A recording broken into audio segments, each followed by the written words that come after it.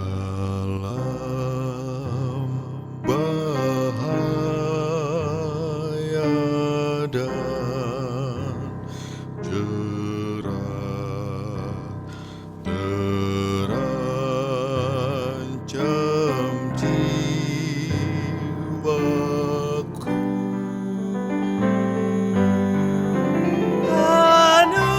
Anugerahmu ku pegang teguh, aman ke rumahku.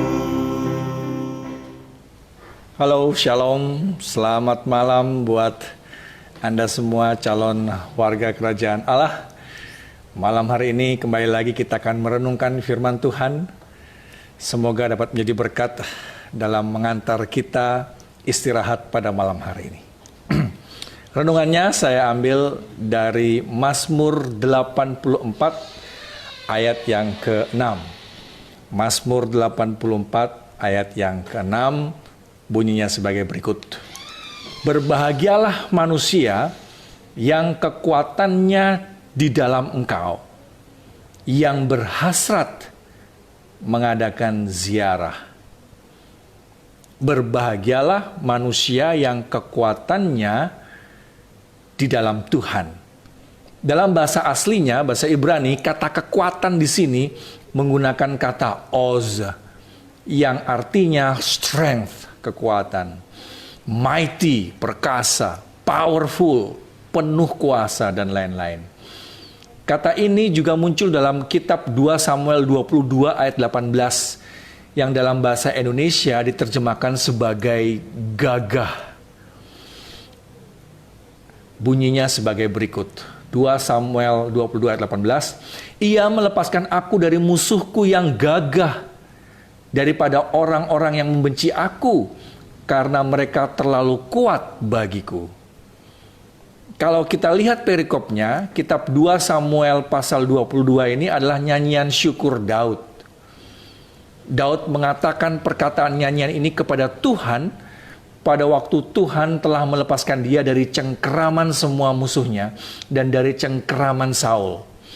Ia berkata, "Ya Tuhan, bukit batuku, kubu pertahananku dan penyelamatku, Allahku, gunung batuku, tempat aku berlindung, perisaiku, tanduk keselamatanku, kota bentengku, tempat pelarianku, juru selamatku. Engkau menyelamatkan aku dari kekerasan. Terpujilah Tuhan, seruku, maka aku pun selamat daripada musuhku." Lalu ayat 18 menyebutkan, ia melepaskan aku dari musuhku yang gagah. Uniknya, kalau kita lanjutkan ke pasal berikutnya, yaitu pasal 23, maka kita akan temukan daftar nama pahlawan-pahlawan Daud. Jika semula ia menyebutkan bahwa ada musuh yang begitu terlalu kuat baginya, terlalu gagah baginya. Namun di pasal 23 justru tercatat nama-nama pahlawan-pahlawan Daud, orang-orang Daud yang gagah perkasa. Sebut saja Isibal ayat 8 yang membunuh 800 orang sendirian. Lalu Eleazar ayat 9 yang bertarung sendirian ketika rekan-rekannya mundur. Lalu Syamah ayat 11 yang mempertahankan ladang-ladang kacang merah sendirian. Ada 3 pahlawan perkasa lainnya yang tidak disebutkan namanya, ayat 13, menerobos garnisun atau benteng pertahanan orang Filistin di Bethlehem, hanya untuk mengambil air dari sumur Bethlehem dan membawanya untuk diminum oleh Daud. Lalu ada nama Abisai, ayat 18, dia membunuh 300 tentara musuh sekaligus. Selanjutnya ada nama Benaya, ayat 20, dia menewaskan 2 pahlawan besar dari Moab. Dan satu kali Benaya juga pernah turun ke dalam lubang dan membunuh seekor singa pada suatu hari bersalju.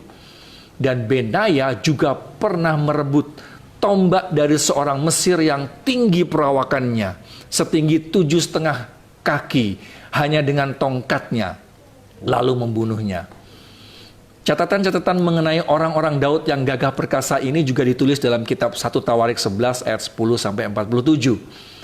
Ada lagi nama-nama yang lain seperti Azael, Elana, Elika, dan masih panjang lagi daftar nama orang-orang Daud yang gagah perkasa. Kita dapat bayangkan mereka adalah orang-orang yang kuat, yang tahan rasa sakit, dan mereka tidak terkalahkan dalam pertarungan tangan kosong. Tapi bagi musuh-musuh mereka, pertarungan mereka ini selalu merupakan pertarungan yang tidak seimbang. Kenapa? Karena ada hal ajaib yang di luar pemikiran mereka. Satu orang lawan 800, yang 800 kalah. Satu orang lawan 300, yang 300 kalah. Saudara sudah tahu mengapa? Dalam kitab 2 Samuel 22 ini dicatatkan cerita kemenangan dari pahlawan-pahlawan dengan kalimat, Tuhan memberikan pada hari itu kemenangan yang besar. Demikianlah diberikan Tuhan kemenangan yang besar. Ternyata kemenangan itu bukan karena kekuatan dan keahlian mereka, tetapi karena Tuhan ada di pihak mereka. Berbahagialah manusia yang kekuatannya di dalam Tuhan, yang berhasrat mengadakan ziarah. Apa maksudnya dengan kalimat yang berhasrat mengadakan ziarah? Setiap perbuatan kita selalu dimulai dari hasrat hati dan pikiran. Dan Tuhan menghargai sikap perbuatan yang berawal dari pikiran dan hati yang sukarela. Yang berhasrat mengadakan ziarah, kata ziarah di sini dalam bahasa Ibraninya adalah mezilot, yang maknanya sebenarnya adalah highways to Zion. Jalan-jalan menuju ke Sion, pilgrimage to Jerusalem.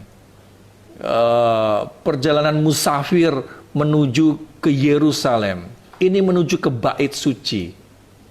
Dan kemarin kita sudah belajar, bait kudus di sini adalah hadirat Tuhan. Artinya, Tuhan menghargai perjalanan kita menuju bait-Nya yang kudus, yang dimulai dari hasrat hati dan pikiran.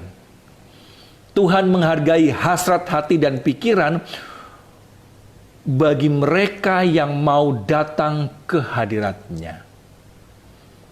Keinginan untuk datang ke rumah Tuhan, ke bait-Nya yang kudus.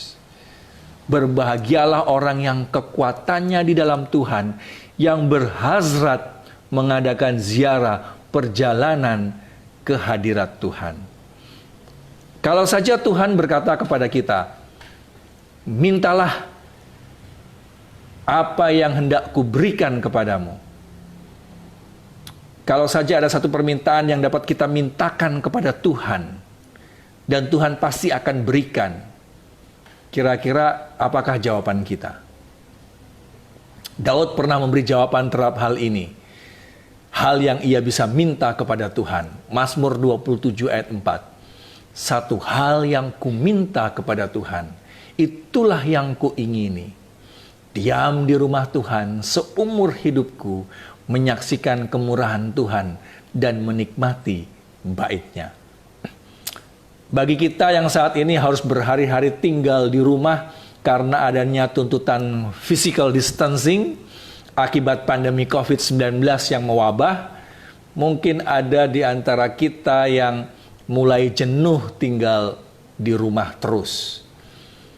Tapi berbeda jika Alkitab mengajarkan ideologi tentang tinggal di rumah Tuhan terus-menerus. Mengapa? Raja Daud, raja besar bangsa Israel, berulang kali menyaksikannya. Dan ini jauh dari rasa kejenuhan. Salah satunya adalah Mazmur 23. Salah satu pasal yang terkenal dalam Alkitab, yaitu pasal yang berbicara mengenai Tuhan adalah gembala yang baik.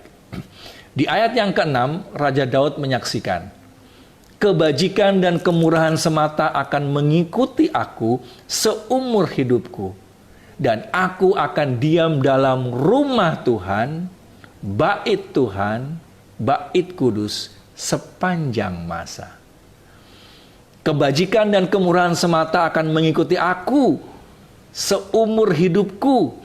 Dan aku akan diam dalam hadirat Tuhan sepanjang masa. Berbahagialah manusia yang kekuatannya di dalam Tuhan, yang berhasrat mengadakan ziarah, perjalanan ke hadirat Tuhan. Kita juga dapat menerima janji berkat kebahagiaan ini malam ini dengan memulai pilihan dari hasrat dan dari hati, dari pikiran untuk merindu-rindukan hadirat Tuhan dalam kehidupan kita. Sama seperti Daud menginginkan diam dalam rumah Tuhan sepanjang masa.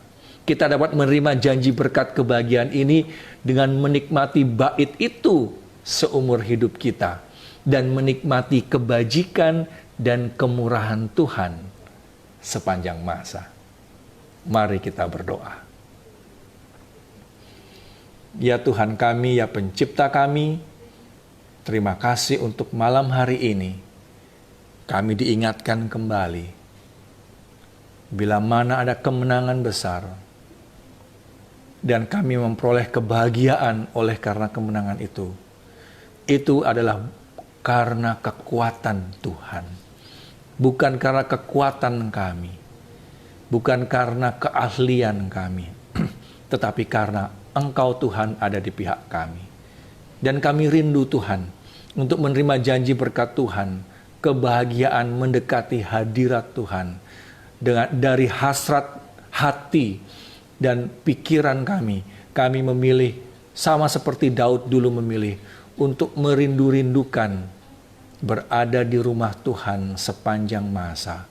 Dan kami boleh menikmati kebajikan dan kemurahan Tuhan dalam hadirat-Mu. Kami mengundang Roh Kudus-Mu untuk berada bersama dengan kami dalam hidup ini, dan kami minta ampun atas dosa dan kesalahan kami. Kami berdoa dan bermohon di dalam nama Yesus Kristus, Juru Selamat kami. Amin. Selamat malam, selamat tidur, tidur yang nyenyak, semoga mimpi yang indah. Tuhan memberkati.